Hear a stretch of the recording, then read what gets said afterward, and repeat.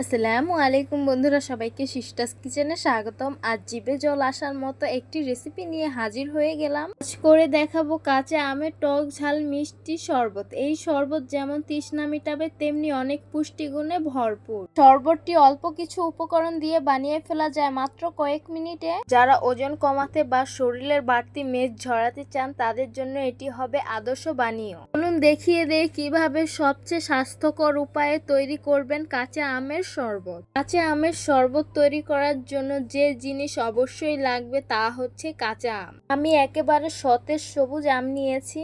আমটাকে এখন একটা কাটার মেশিন দিয়ে সুন্দর করে খোসাটা ছাড়িয়ে নিতে হবে।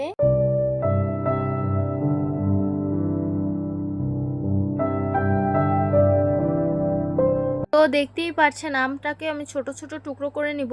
আমগুলো ব্লেন্ডার করব, তাই বেশি ছোট করিনি, একটু বড় বড় করে রেখেছি।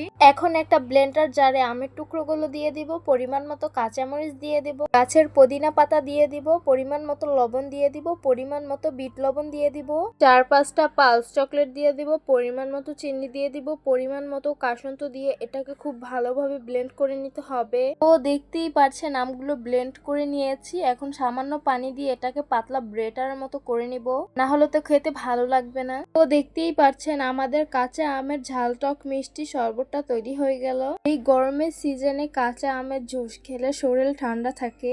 এই কাঁচা আমের শরবতটা এত বেশি মজার যে কতদিন পর পরে আমরা বাসায় বানিয়ে খেয়ে থাকি, তাই আপনাদের সাথেও শেয়ার করলাম। তো আশা করছি আজকের ভিডিওটা আপনাদের কাছে অনেক অনেক বেশি ভালো লাগবে। ভালো লেগে থাকলে আমাদের ইউটিউব চ্যানেলটি সাবস্ক্রাইব করবেন, আর যারা আমার ফেসবুক পেজ থেকে দেখছেন পেজটিকে ফলো করবেন। সবাই ভালো থাকবেন, সুস্থ থাকবেন, আর সিস্টার্স কিচেনের সাথেই থাকবেন। আবারও কথা হবে কোনো নতুন ভিডিওতে। আল্লাহ হাফেজ।